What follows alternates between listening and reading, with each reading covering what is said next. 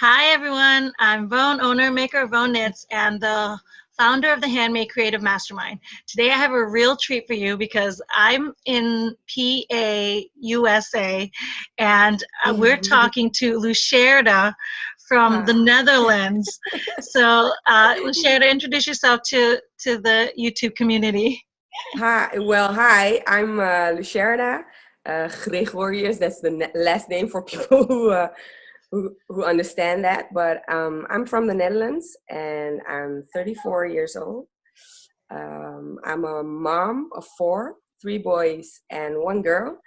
And yeah, I crochet and I knit. Yeah, How long have you been knitting and crocheting? And what's your more predominant craft? I started with knitting, but just the easy knit, uh, uh, straight knitting. That's what I started with, and that was maybe when I was a little girl, and then I never touched it again until maybe in my 20s or something. I started knitting a scarf for my mother, but I never finished it. And our second son, he was about 2. He's now 5 years old, so that's 3 years ago. He asked me what he saw the knitting of the scarf that I never finished for my mother, and he asked me, "What is that?" And I said, "Oh, I was knitting a scarf." And he was like, "Oh, can you make that for me and finish it?" And so that's how I started again. 3 years ago with knitting the scarf. And in the meantime, my mother passed away. That was 5 years ago now. So it kind of linked, and I picked it up again until Fabienne from Fab's Crochet. She's a friend of my sister, and my sister told me, hey, she also does the crocheting, and so we contacted, and I said, hey, I started knitting, and maybe we can meet up. And that's how she introduced me to crochet, because I didn't crochet. I couldn't crochet at all. And she said, I think crocheting is faster. So I then went on YouTube and just tried it for myself. And I taught myself to crochet. And so I'm now more leaning towards crocheting than knitting. Yes. It's well, because crochet you're more, it's more versatile that you can do something with it. You know what I mean? Like, and you can change your mind, and you can undo, and you can redo, and you can pick up a new stitch right in the middle of your work and create even more. You know what I mean? So it seems in that way it's more versatile in that way, because it's one stitch at a time. When you knit, you're fully committed to whatever you're doing, and it's hard to change in the middle of a knit. You know what I mean? It's hard to adjust, and so that's why it takes you longer. It does. It does take you longer. There's a little bit more math involved, more planning. Not that there's more math, but there's more planning involved, so that you can't but with crochet, you can go from all kinds of angles and change your mind along the way. And if you make a mistake, or if you change your mind, you can just pull it back, and you won't undo everything. You just undoing the one stitch at a time. So it's the reason why I started off with crochet myself when I was younger. And it's the reason why I never knitted, because knitting was just too, not that it was hard, but it was too complex, like too committal.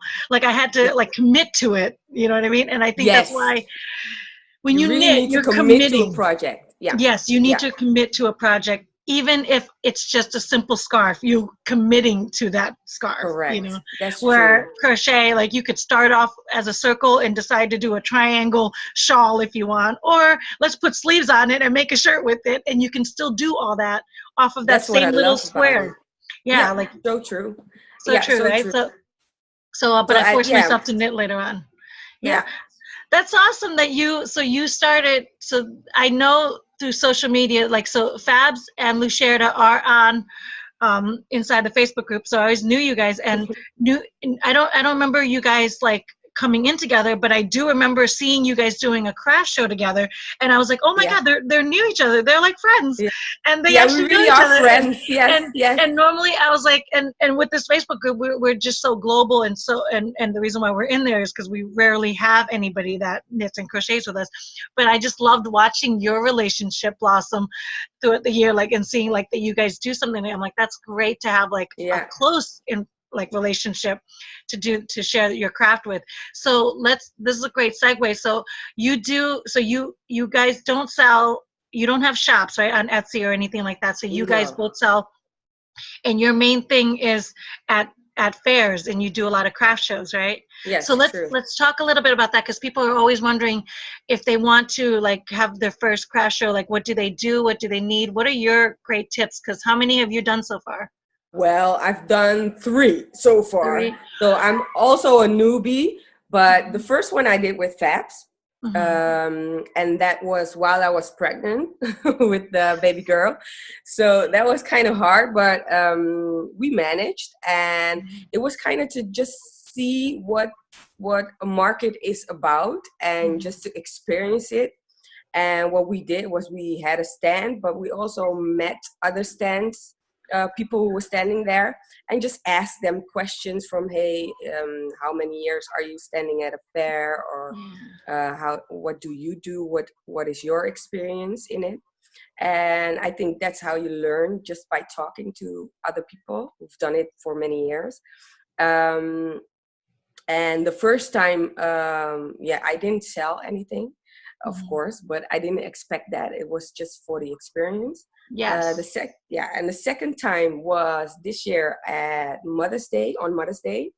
And that was so funny because I started a year ago being serious about selling my crochet and knit work. And it was on Mother's Day that we went to a fair at a restaurant where we eat sometimes. And they all every year they organize a craft fair on Mother's Day.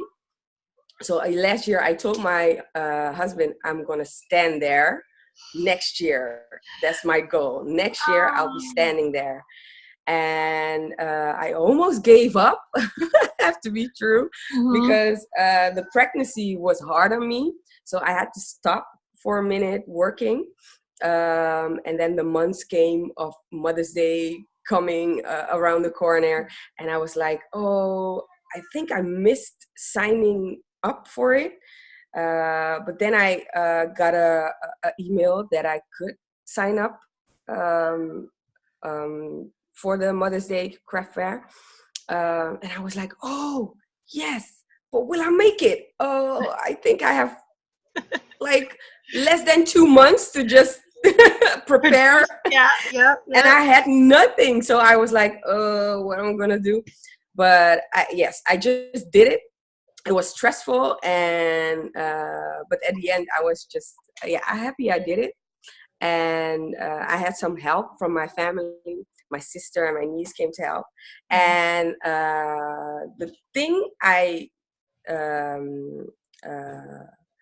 what I did was, I was at the market, but I thought it will be my first market, so I'm not expecting to sell. So just to make it interesting, I also had a workshop. So I offered a workshop for children or for adult people. So if they wouldn't buy stuff, they could learn something. And that worked. I have to say it worked. Yeah. So I managed to make money off the workshop instead of selling my things. So I was introducing myself. People got to know me. They saw my stuff. I did sell 1 baby shoes, booties. And I was like, yay, I sold baby booties. And lots of children came to me to just follow a workshop. And it was a very easy workshop. It just was a wall hanging, make a wall hanging out of yarn strings. And we did that with children. And and every time they did that, we wrote a personal card for them so they could hang it in their room. So and that worked. That's a great tip for people who will Lusherda, go at a market. you just dropped a huge knowledge bomb there. That's genius. It's genius that you came up. Sorry, that's that's our son. No, that's That's what I the love about second these, you know? second boy. Yeah. You know, it's The funny. reason why I started knitting the scarf. That's him. He's That was the it. one Yeah. that opened. He turned on the light bulb and He's the opened one. your heart back He's the up. one. Say hi. He's the one that flamed the ember. Yeah. That say is your knit and crochet, huh? hi. Hi. It's Hi, you're Aeon. going to be famous on YouTube. Yeah. He's like, one day he'll have this gem to look back on, Lusherda. Yes. I do have to say he's also creative. So he's the one in the house that also wants to crochet and knit and just do craft things with me. That's awesome. That's funny. That's awesome. Yeah. Yeah, I'm so glad that you dropped that knowledge bomb about workshops, because I can actually I've only done 2 craft fairs and they were okay for me, and I'm not Yeah. and the reason why the first one I did, like, it was a lot of friends and family came and supported me and bought something. And then at the very end of the craft fair, which is the only reason what actually kept me selling, like, on pursuing my Vone Knits shop, was because I was so new at the time. And actually I had opened an Etsy shop, but I didn't really put anything in there yet. Yeah. So it was just on. And then I told my father that I was gonna, like, start an Etsy, sell my stuff online, and I never did the internet. 2 years ago I was calling my brother up to Google stuff for me. Like, that's so how far removed from the internet I was. So I told him I was gonna sell my stuff online, and then he passed in April, and then I stopped knitting and crocheting. I stopped everything. I didn't know what to do. I had no momentum. I had no creative spark, but I also knew at the back of my head that was the last thing I told him that I was going to do. And so I needed to finish something. I needed to finish that dream. I needed to at least see it through. And so I pushed through it. And one of my friends that year, like in November, she's found like a health fair, and it wasn't a craft fair, it was just a health fair. It was in her area. She said, why don't you get a table and do something there? And that actually terrified out of my, you know what I mean, because I'm an introvert. So the thought of me having to interact with strangers and then share my work was just like, it was so over me that I was just like, no. And then she's like, you have to do it, just do it and get through it. And that actually, signing up, forced me to pick up the needle, pick it back up, and create, and just continue and pursue this dream that I had, that I shared with them, and that I couldn't give up on. And it just, like, propelled since then, you know. But I remember being at that craft table, I was numb because I pulled an all-nighter trying to get, like, I did it for a month, didn't know what to make. And at the time I was making dolls, and I had a couple of scarves, and that was it, dolls and scarves.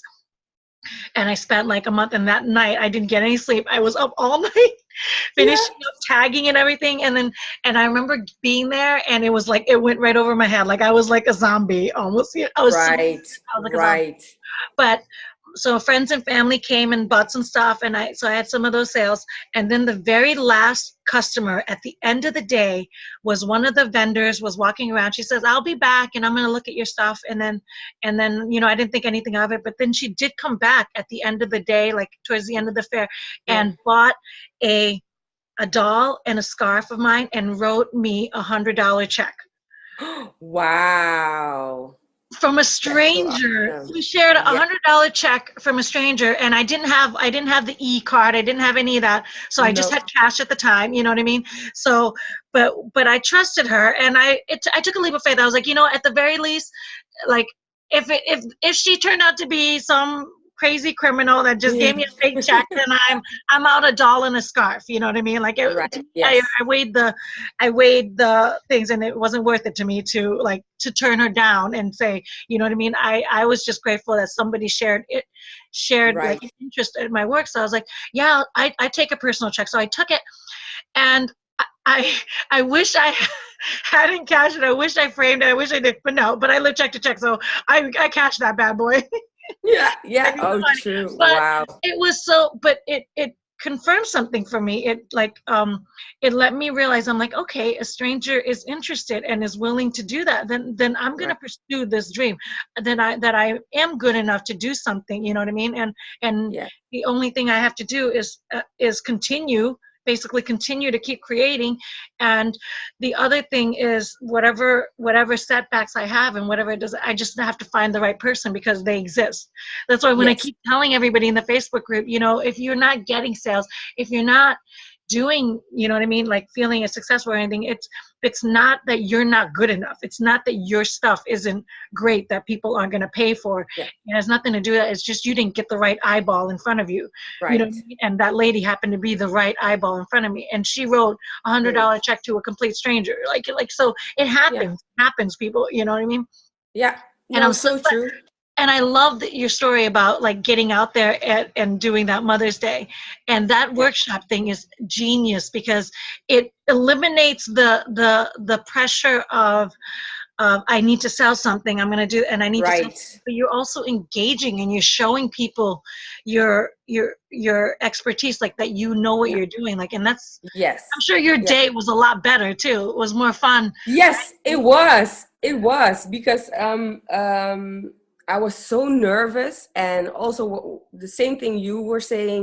I didn't know what to make, how much to make, so I was stressing. Do I have enough? Is it a lot of details? Because I had baby boots, I had blankets, I had some scarves. So I had for adults, but also for children. So it was like, oh, do I have enough? Is it versatile enough for people? Um, and I really was thinking I don't have enough. It's just not. It's too. Yeah, and so that's why I thought, on how will I get because not all the markets you sign up for are for free. Mhm. So it's a big investment. Mhm. The materials for all the things you make, and also you have to pay to stand on the market. So Mhm. I thought, I do want kind of get that money back for Mhm. just paying for standing there. Mhm. And how will I do that? Well, yeah, let's do a workshop. Mhm. So that's why I thought, yeah, that would be something cool to do. And I knew from the year before, because we were there, that Mhm. there were a lot of children that followed workshops before. So I thought, well, why not do it myself, and then let the children come and just do something, make something small, and ask, a small amount of money. And yeah, it was kind of busy. Some of the children came for 2 times or 3 times. Yeah, it was a lot of fun. It was That's very fun. and that's actually really genius, because when parents go to those things, and you know what I mean, like, that's understanding your market. When parents go to those things and they bring their kids, you know what I mean, Yeah, they want their kids to have something to do and stay entertained, so that the right, parents can actually walk around and see those things, you know what I mean. right. So it makes perfect sense to do something for kids at those events, you Yes, know what I mean, and to yeah, keep true. like basically a babysitting booth for parents. So, and then when they Yeah, come back and they see how much their kids like it, at some point, you know what I mean, like, to do it enough, parents will want to spend the money and shop right. around, you know what I mean, and maybe. Because some of the parents trusted us. They just left their kids, Mhm. and then we worked with them, and they went off and off to other markets, just to walk Yeah. around, and then came back, and then picked up the kids with Yeah. the things they made. So it Yeah. was really, really fun. Yeah, Yeah, and it yeah, guarantees a second eyeball and a second lap of, yeah. you know what I mean, the person holding the, like, that's genius. So I definitely know, like, definitely you're going to continue doing something like that. You know what I mean? Because that's definitely a. So how was your experience with the third craft fair? The third craft fair, so that was just a surprise. That was really mind-blowing. I end up standing alone. In the beginning, my closest friend helped me because I almost gave up because it wasn't in my hometown. I had to go to Amsterdam. Oh, sorry, he's asking something. He yeah, it was in a total different city. Right. So I was in total panic from how am I gonna get all my stuff from The Hague to Amsterdam and stand on the craft fair, because we didn't have a car. So I was like, oh, what am I gonna do? And so my closest friend told me, no, you know what? I'm gonna help you. Just put everything in my car. I'll take it with me. And then the day there, the day in the weekend, it was in the weekend, I will meet you there. So I went by train myself. Mm-hmm. And oh no, at the end, I got my niece her car in the morning, early in the morning. So I went by car. But my friend was already there with all my stuff. And she helped me set up. And the funny thing about it, it was a craft fair for all natural things, so natural hair and clothing with the African print, all that kind of things. So I was the only one there with crochet and knit items. Yeah, really. But at the end, it was a thumbs up. But at first, I was like, oh my God, I'm the only one.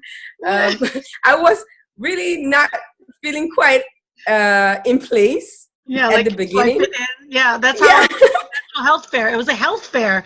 And I kind of talked myself into it like, oh, well, I'm a handmade, so that's kind of in the weird natural world. You know what I mean?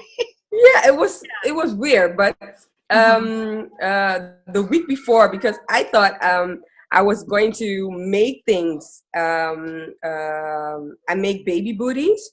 And I decided to make my baby booties and put on the at the sole of the baby booties, I put the African print. But I just made one. So I was like, oh my God, I'm out of time. I want to make more for the craft fair.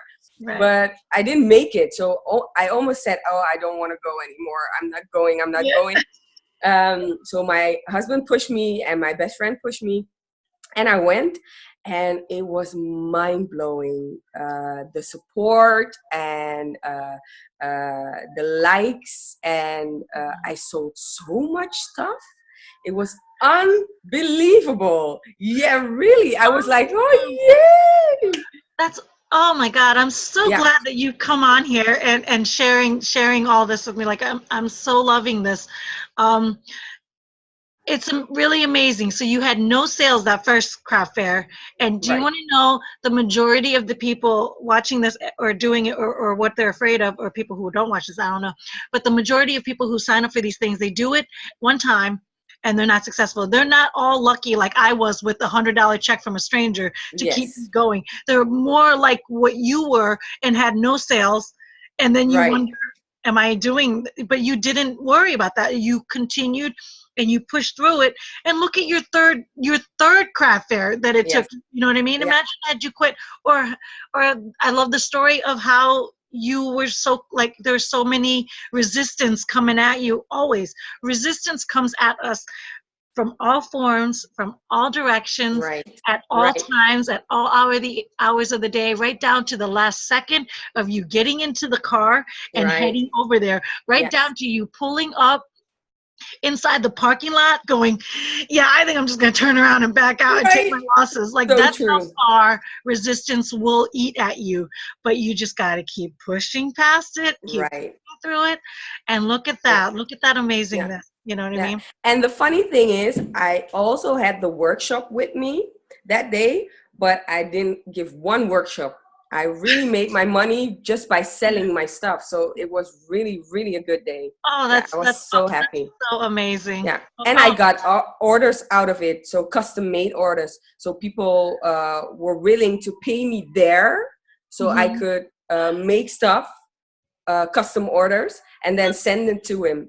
Oh my God! Like So, that's yeah, that's a really, dream. That's a dream, it Lucy. really was a dream. That's a Yes. dream. So you got work even after the fair. Like you Right. Yes. continue to, Yes. like True. that's an absolute dream. That's amazing.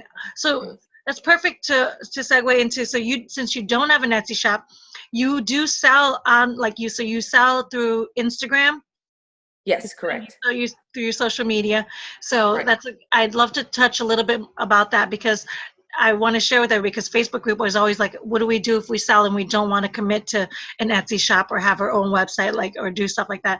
Like, can you do it through social media? So talk a little bit about that, of your process and how you sell online like that.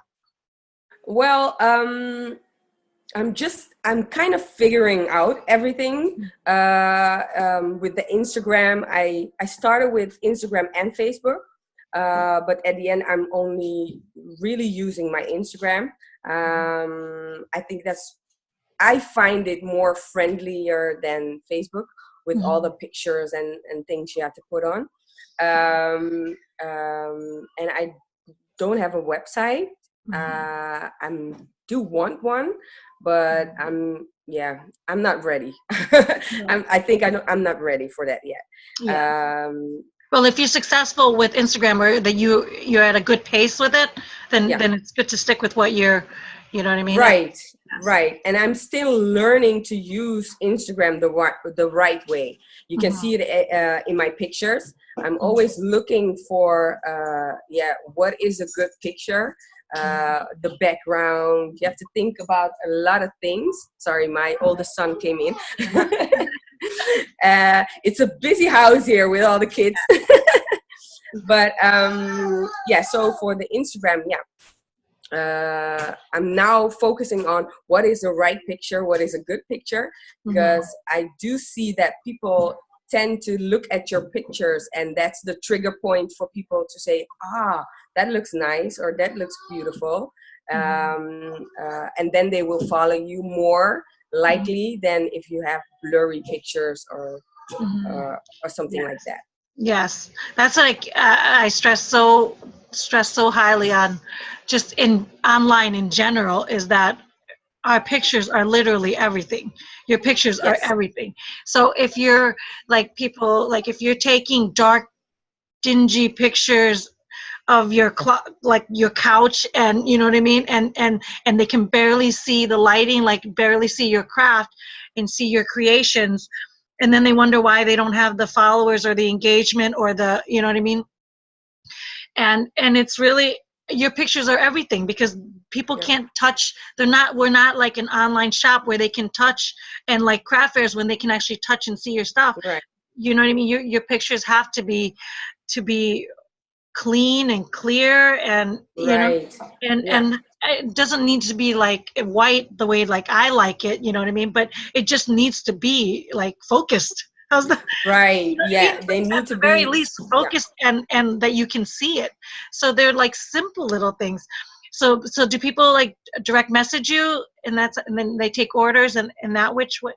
Yes. And Yes, on Instagram they send me a message, and they ask me if I can do custom orders, or if I have made a picture. I usually have something behind already made, like hats or baby booties, that kind of stuff. And usually there are custom orders for baby showers, so for gifts for babies. I Those just want kind to of touch. things. So what is your Instagram account? My Instagram account is SherA _creations. You guys have to check her Instagram. I will leave all your links in below for everybody, including your email if you want to give it out. Is that how? Yes. My email is creationsbyshera@gmail.com. Perfect. I'm gonna put all that in the description. So if anybody wants to check you out, like they can do all that. Definitely check out Lusherda's Instagram account, because her pictures are gorgeous and her items are so cute. And you were so talented. You were so talented. Thank you. I can't, like, I drool over your stuff because I love the. What was one of the things you wished me a happy birthday on? Was that like a baby teether with the bunny ears? Oh yeah, what baby teether with the bunny ears. I yeah, love bunny that. ears. Like, she has like some of the cutest baby stuff, and then and the hat with the two ears. Like, is that knit? Was that knit or crochet that you did? I'm just trying. That was crochet. That was crochet. So cute, such cute stuff. So if you have like little ones that you want to get pursue, like, definitely check her out. And I think you just recently posted a shorts. Did you? Right. Yeah, the shorts. So yeah. cute. I'm trying to make a lot of baby clothing at the moment. So I'm teaching myself to make clothes for children, for babies. And yeah, that's what I'm doing at the moment now. And That's also awesome. getting back to knitting. Oh. Making myself hard. I'm making it myself. Yeah, I'm making it hard for myself. So I always love a challenge. That's so funny because I am a crochet master. Like, I am a crochet master. I know how to crochet anything that I want to crochet. But so I'm learning knitting, and I just discovered like cables, and I just interviewed one of the ladies that dyes this yarn. She's in the Facebook group. Wow, gorgeous. And so now I'm knitting, and I'm knitting cables. So I just learned cables recently, testing a pattern from another member from the Facebook group. And now I'm like, now I love cables so much, because I put off cable forever, because I thought it was so intimidating until I forced myself to learn it, to test that pattern. And it's so easy. It's so easy. Really? Yeah, I love it on crochet. I use it for crocheting baby blankets, the cables, and I love it there, but I haven't tried knitting the cables yet. I also thought it was going to be very, very difficult, very hard, but I put it off for so long, and I finally did it, and I'm like, I love it. I'm doing it. I can't get out of it. So now that I'm cabling so much, I can't ever get back to crocheting. Like, I just don't see a project right now that involves crochet anymore. Yeah. Oh no. Now that I'm learning really more about knitting, there's not enough time in the day. You know? No, I'm gonna try it. I'm gonna try the cable knitting. You should. You absolutely should. And then what you're just gonna have to do is teach your son how to make the things that you want to make and that you can't make, you don't have time for. So put him and do a little family business. You know what I mean? Right. Yeah, I hope so. And let's see what my daughter does. She's 8 months right now, so let's see what she's gonna do. all the legacy and the dream will continue. Yes. Right. Yeah, I hope so. Yes, you probably have a good model for a while. She'll start off modeling, and then she'll be the maker. Yes. Of the company. Yes, she is. She is. That's amazing. I had a blast chatting with you, and I love seeing this side of the craft fair world and the craft table world, because so many people have this dream of selling their stuff and of selling their creations, and being too afraid to make that leap, you know what I mean? And I'm so glad to show people like you and Fabs, who I'll be interviewing next week, about you know what I mean, doing this stuff, and you can take these steps that you make, and you know what I mean, and the challenges that come along with it, like we were talking about, the resistance, like all those fears and the doubts that you have, and just pushing past it, you know what I mean, and even the what is it, the results that you don't think you're gonna have, like, you know what I mean. I'm glad that you went in there, like I went into my new stuff, like my beginning stuff, of being kind to myself and being kind to yourself, and not setting these high ridiculous standards, and then when you don't meet it, you know what I mean, you basically set yourself up to fail. These things that we pursue, and the dreams that we go after, they take small steps, you know what I mean? Right. Yes, and they that's take so true. That's You so take true. That's gentle. something I learned from you and from the Facebook group. Yeah. I always check in the morning. What did phone what did phone post? What Mm-hmm. kind of message did you post? And what's going on in the group? Because it always gives me a positive mindset. Because of course I also doubt myself on how it's not going fast enough, or oh my god, am I doing it right? Or you Yes. always keep those doubts. But with the group on Facebook and with you, I really want to thank you for that. It always keeps me positive and always appreciate the smallest thing that sets you off.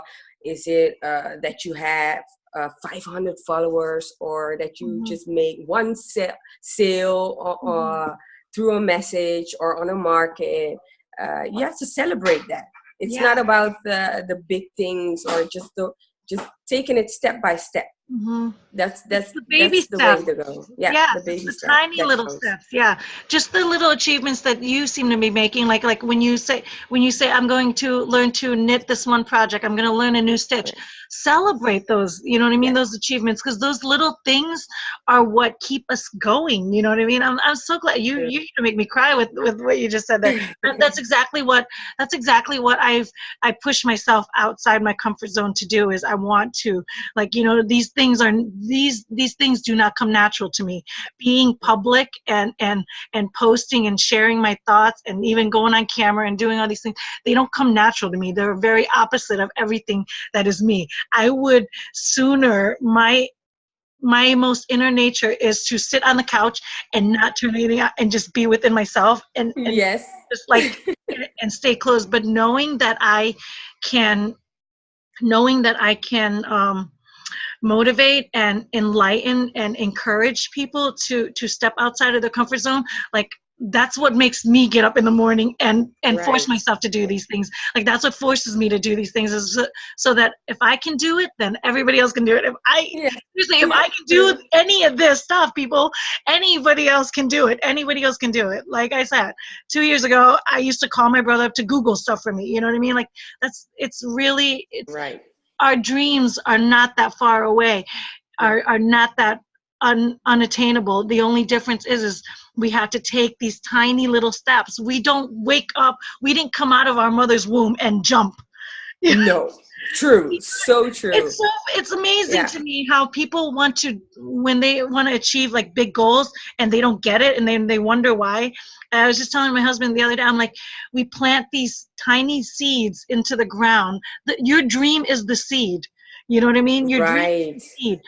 Put it in the ground and cultivate it, water it, watch it, and Right. nurture it. You know what I Yeah. mean? And It's eventually a over time, learning process. It's really a learning process. it's You're so, learning yourself, you're learning your craft, and mm-hmm, yeah, the people around you, and yeah, yes. and really you just have to keep faith and be determined to do it. And of course everybody has doubts. Mm-hmm, That's natural, that's mm-hmm. normal.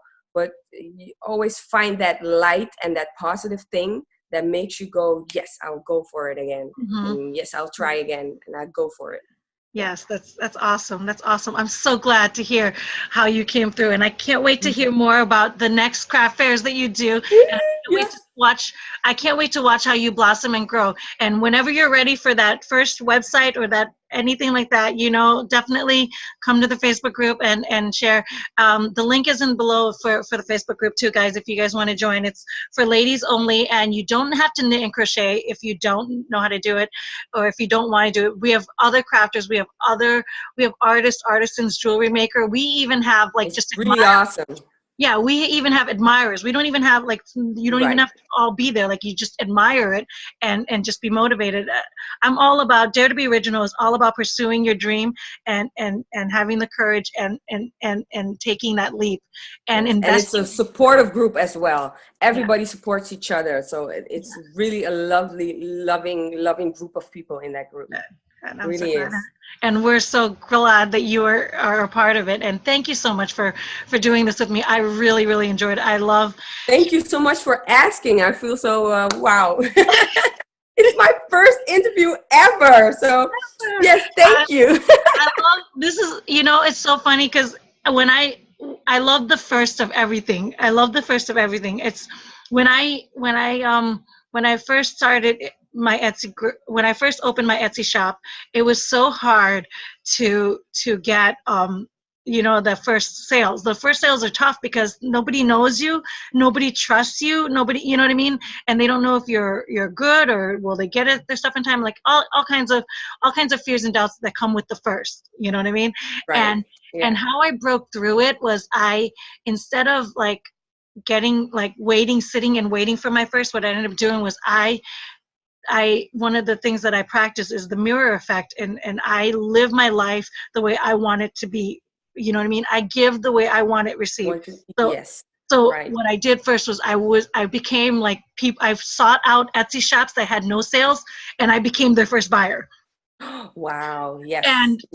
And the great thing about doing that was I sought, and so I found like no-namer Etsy shops, and anybody that had like live sales, I didn't buy from them. I went and bought like cards, like, I don't know, I'm not made of money, you know what I mean? I just like birthday cards, Mother's Day cards that we spent $3 or $4 on at like convenience stores, and you know what I mean? Right. Why not give it to a handmade person that, you know what I mean?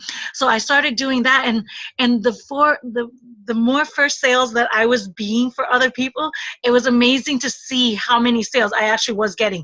Not from those same people. It wasn't a mirror effect where I buy from you, you buy from me. No, it was I made somebody like happy by being their first sale. Like I love that feeling, and the more and more that was happening, like people were finding me. It's just the way the universe works. Right. You know what I mean? Yes. And that's why I love.